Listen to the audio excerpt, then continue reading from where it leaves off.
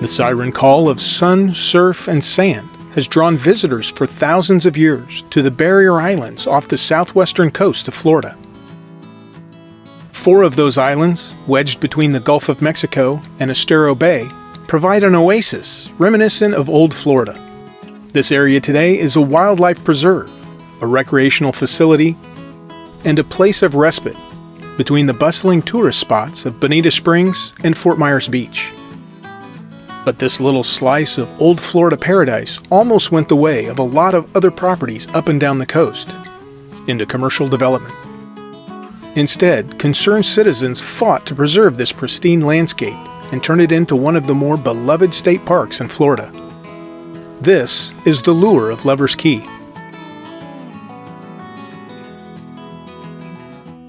To understand the allure of Lover's Key, it's important to understand its environment and its importance to the overall ecosystem in Southwest Florida.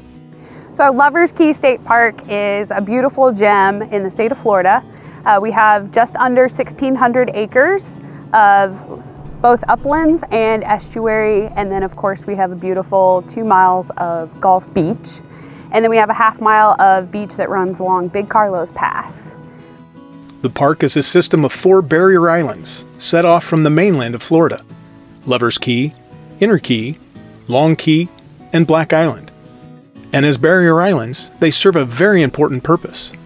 The barrier islands are land masses that are front of the mainland, and they are generally detached from the mainland, and they are first piece of land that protects the mainland from storms coming from the ocean. And that's why they are called barrier islands. Well, barrier islands are a very natural system. They're very dynamic. They shift with every wave, sometimes imperceptibly on a daily basis, and sometimes very dramatically with a storm impact. And they're meant to be a natural moving system so that they can absorb the wave impact and distribute that energy so it doesn't cause damage to the mainland. This natural shifting of the island makes them perfect as that first line of defense for the state. Barrier islands are very important in Florida for our nesting shorebirds and our nesting sea turtles. A rich diversity of wildlife can be found in several habitats throughout the state park. So on Lover's Key, you're going to find 3 different habitats. One would be the intertidal zone or a marine zone. So that's going to be right at the water's edge. Once you go up into the beach, you're going to get our dune ecosystem. And the sand dunes, their main purpose is to protect against storm surge and overwash. That's also where our sea turtles nest. And then behind the dunes, which here at Lover's Key is really special, is we have a coastal strand habitat. The root systems of the coastal strand provide structure to stabilize the barrier islands.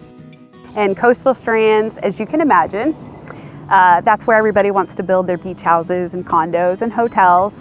So we're really lucky that Lover's Key State Park got preserved and we still have this habitat. And coastal strand habitat is pretty few and far between in Florida now.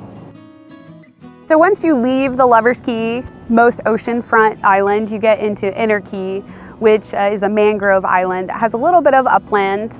And within that, you're gonna mainly have the mangrove forest around the island. Mangrove forests are incredibly important for our juvenile fish and our wading birds because they're going to nest and grow their young in those areas. Moving past Lover's Key and Inner Key, you have Black Island. And that's where still the island is going to be fringed by mangroves. And we have our maritime hammock. The maritime hammock is really important. That's where a lot of our gopher tortoises live. It's where a lot of our alligator ponds are. So that's really your land area of the park. Just like the beaches protect the front side of the island, our aquatic preserve protects the back side of the island. The aquatic preserve is dedicated to protecting our coastal and aquatic resources, such as mangroves and salt marsh and oyster reefs. So keeping these systems healthy and keeping the water quality clean helps to maintain protection of this island from the backside. The aquatic preserve is important for a lot of the experiences that folks have on the barrier islands. those seagrass bed habitats. They bring in sea turtles, they bring in manatee. You get a glimpse of a manatee in the backwater. They're back there because the Estero Bay Aquatic Preserve is helping to protect those habitats. And we're really lucky that we have Estero Bay. It was the first aquatic preserve designated in the state of Florida. So on the ocean side, Gulf side, you have Lovers Key State Park. Then you have the Estero Bay, which is an estuarine, which means where freshwater and saltwater meet. And then on the mainland side, most of that coastline is preserved at Estero Bay Preserve State Park. And then all of the islands that are mangrove islands within the bay are actually also state parks, and that's part of the Estero Bay Preserve State Park. So this is a really unique area where the majority of the area has been preserved and protected.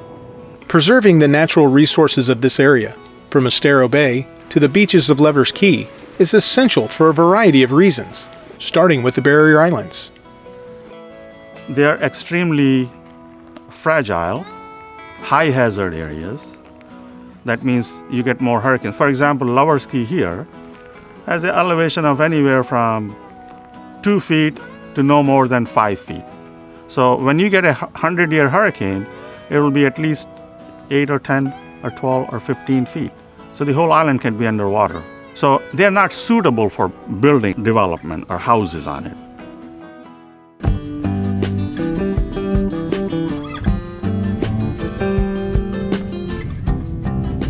Healthy beach and dune systems are invaluable to this state. They're one of our more precious natural resources. Not only do they provide critical habitat for threatened and endangered species, they also help protect the state's economy. Florida is known for their beaches. We are Florida's brand. So it's critical for our tourism and economic development of this state to keep healthy and productive beach and dune systems. Long before they became critical for tourism, the secluded barrier islands drew generations of people who saw an abundance of natural resources and perhaps an abundance of privacy. So Lovers Key kind of got its name Lovers Key because apparently a lot of locals came out by boat as couples and they were lovers. So it's kind of known as the romantic island. There's also kind of lore that a pirate couple kind of lived out here on the beach and they were lovers. So it's another reason why it got its name Lovers Key. The first people to establish a permanent presence throughout southwest Florida were Calusa Indians or other indigenous tribes. It's thought that they inhabited the area 12,000 years ago. The Calusa, like us, would have been using islands in much the same ways we do today. They were important to them recreationally, economically, and in that way very similar. But certainly there's a tie and a connection to the fisheries and to the environment of these areas supporting all that is of our life. From the barrier islands throughout Estero Bay, the Calusa would have seen and perhaps avoided ships carrying European explorers who first took notice of the tribe in 1513. By the 1700s, the Calusa population had dwindled, either taken into slavery by enemy tribes or by diseases brought by the Europeans, giving opportunity to others to enjoy the rich abundance. In the 19th century, Cuban and Portuguese fishermen made their voyage north and built seasonal structures to reap a harvest of mackerel, mullet, grouper, and more.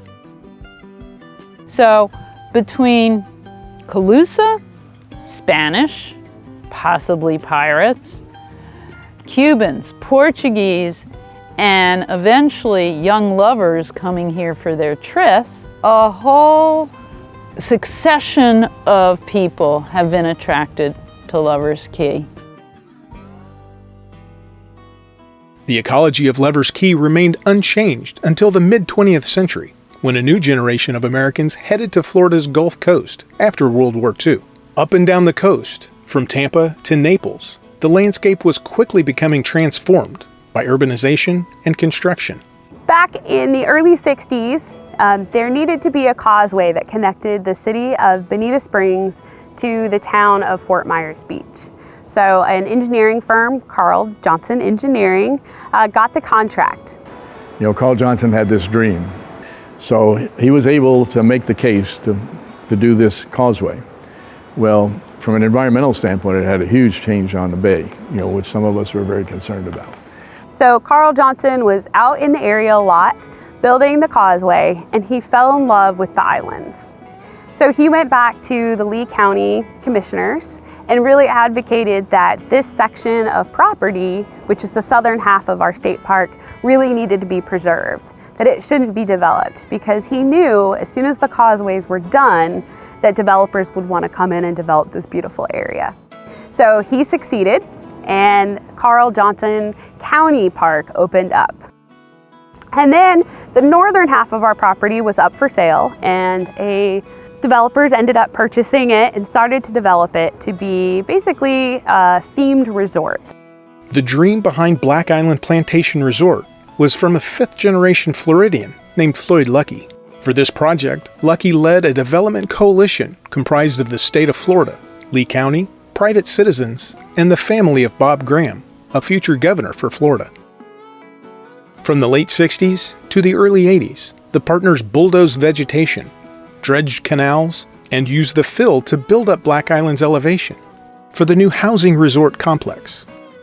The idea was to build, as approved, 330 multifamily units along the waterways in different villages, 4 different villages.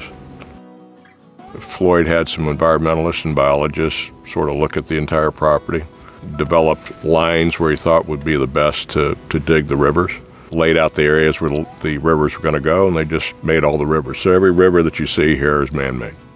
He called it Black Island Plantation because on the interim, once they developed the property and put in the rivers and everything, then he planted the island with sea grapes and dwarf Malayan coconuts. But in the 1980s, opposition to the development of the islands mirrored growing concerns throughout Florida about the destruction of coastal habitats. See, what happened was these plans to develop the island took place at the very same time that there was a growing awareness that mangroves should not be bulldozed, that coastal islands like this one were increasingly being gobbled up for development, and that not only was that denying the public access, but it was environmentally destructive. A group of citizens decided to fight the development.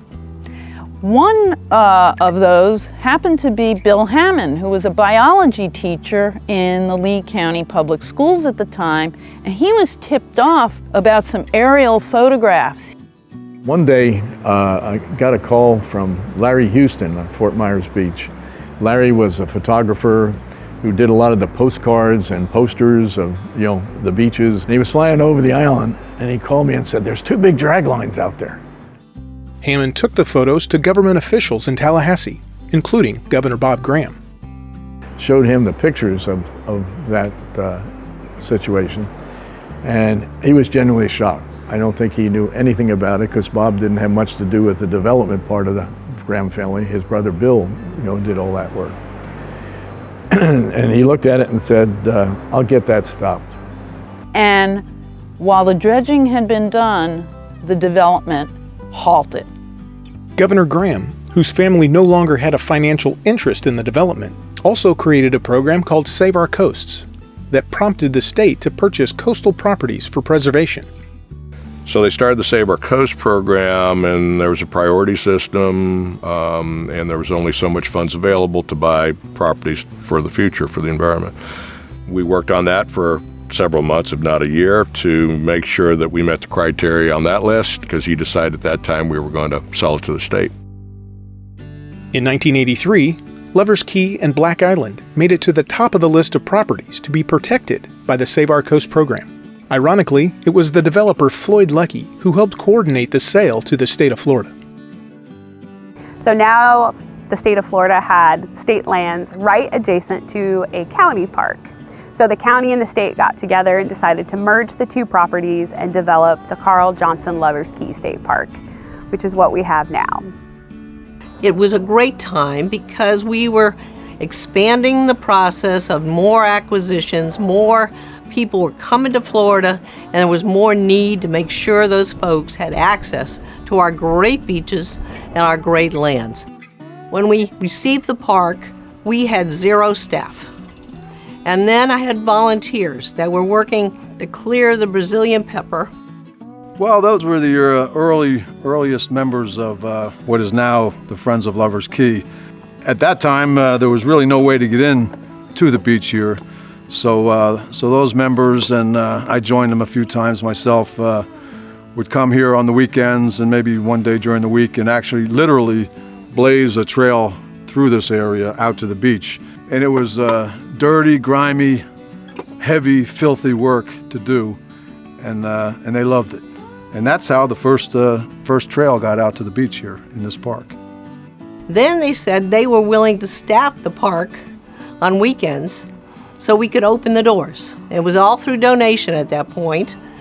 And so we opened the doors as a result of those volunteers and the caring of these folks that are citizens wanting this park available to them and to the other folks here in Southwest Florida. Volunteers continue to play a vital role as stewards of the park, educating visitors on the importance of the 2 miles of Gulf beaches and dune habitat, leading tours through the 4 miles of hiking and biking trails, and the 3 miles of canals by paddle, canoe, and kayak. In 2021, the Friends of Lovers Key celebrated the grand opening of the new Welcome and Discovery Center, which offers interpretive programs, ranger-led tours, and opportunities for the public to develop a positive connection with the environment. The center aspires to become a regional hub for environmental education and for advocacy. Lovers Key is one of the most visited state parks in Florida. As visitors come there, if they are able to go to the Discovery Center and learn more about the interdependence of the different habitats that are found there and about all the efforts that have been made over the years to preserve that area for the enjoyment of you who are standing here today. And one of the best ways to teach people about the habitats that we have here is to get them out in the water, to get them actually into those habitats where they are experiencing firsthand what the seagrass looks like, what the mudflats feel like, what kind of animals you're going to find in those habitats. And it's always exciting to pull up a dip net and see what's in there and see the look of surprise and excitement on the faces of people when they realize that there's something living in that shell that they just picked up. So it's a lot of fun. Educators from Lee County Schools and Florida Gulf Coast University participate in a variety of programs with Lovers Key to further explore the importance of preserving the environment and then extending that knowledge into the classroom. One such program at WGCU is called Wetland. So Wetland is the Watershed Education Teacher Leadership Academy, and it is a new program that we've developed with the school district of Lee County. And what is really unique and makes it special is that we're partnering teachers with FGCU researchers in the field. We have been very fortunate to partner with Florida Gulf Coast University to get students and teachers equipped and out into the field to learn what types of ways they can look at the environment, what things they can measure, and the data that they can collect. And then the professors are able to interpret that for them and let them know what it is they're seeing. They go out to the field. They could be here today at this pond. They're doing water quality sampling. They're out there taking measurements, collecting data. Teachers were able to go along with the researchers and find out how they learn about these bodies of water, what they're actually looking for to know if they're healthy, and then the best ways to manage the bodies of water. 41 centimeters. This is really trying to give those teachers a broader skill set, not just teach a narrow lane about how to do hands-on environmental education. So in that case, it's absolutely critical to see science in practice, to see, oh my gosh, this is what it looks like. For our students to better understand the context of what they're learning in the classroom, it's really important for them to have the entire picture. So if they go out into the field and experience themselves what lives there and the interconnection they have with their environment, they're more likely to retain the knowledge, to be engaged and excited about it, and then learn what they can do to help preserve it for the future. So ultimately now it's about building that connection between people and nature. You are absolutely seeing the growth, the belief, the focus, and the support for increased environmental education in Southwest Florida. While teachers and students are being trained on the scientific applications of environmental education, volunteers are using those applications throughout Southwest Florida's ecosystem. For instance, as part of the Estero Bay Aquatic Preserve, they monitor water quality as far north as the Charlotte Harbor Estuary in a program called the Charlotte Harbor Estuary Volunteer Water Quality Monitoring Network, or Chevy Walkman. So the Chevy Walkman program is a monthly volunteer water quality monitoring program that takes a snapshot of water quality in the greater Charlotte Harbor Estuary, all the way up from Lemon Bay down here to Estero Bay Aquatic Preserve. So there are 46 sites located throughout 3 different counties, 6 different aquatic preserves, and each of those sites is manned by volunteers. Those volunteers collect water samples and field data at the same time every month, including at the boat ramp at Lovers Key. So they get data on parameters such as dissolved oxygen, salinity, temperature, clarity, and then they also take grab samples, and all of that data is loaded into the state's water quality database and can be utilized to help assess the impaired waters of the state. Seagrass beds, oyster beds, and colonial wading bird rookeries are also monitored by the Estero Bay Aquatic Preserve because these habitats are critical to the overall health of Southwest Florida. I mean, it really does show the connection between the importance of preservation of uplands as well as the water, submerged lands. There is a connection between the two. You have to take a holistic approach. So if you are impacting or affecting one, you're going to have an impact on the other. The health of the water quality in the bay affects the barrier islands, affects the uplands. But you've got to protect those areas for now and future generations in order to make sure that folks have this place to come to enjoy those resources in a safe and healthy way.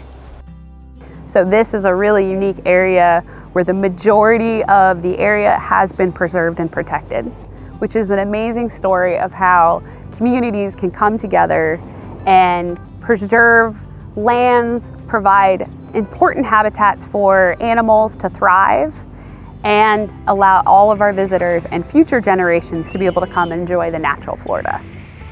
The original developer, Floyd Luckey, who was going to turn this into a theme park with thousands of condos, he sold his property to the state and he dedicated himself to stewardship and protection. Floyd actually was one of the instigators of Friends of Lovers Key, the folk still. He was one of the first signers on, and if you look in the records, he was actually one of the incorporating officers. It was important to him that when the state bought the property, that it be developed so that people could use it. So had this not been dredged and filled, noticed by alarmed environmentalists, and fought over for years as to what to do with it, we wouldn't be able to enjoy it in its present state. And I think it's also a great lesson that when, people think, oh, what can the public do about something? It shows the importance of public stewardship and being engaged with your local habitats, your local land preservation, and what can be done when folks get together and make that effort to preserve something for future generations.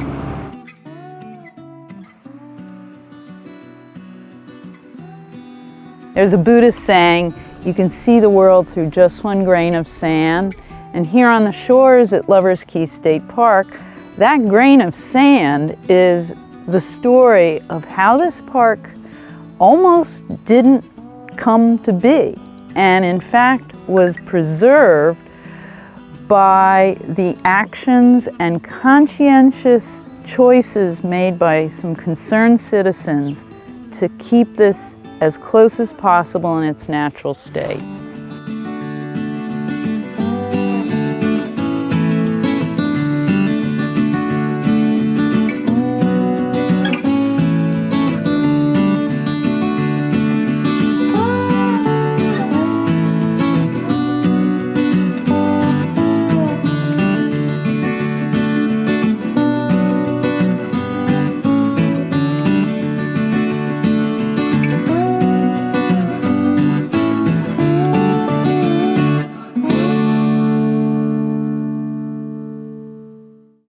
Support for the Lure of Lovers Key is provided in part by the Baywater Boat Club.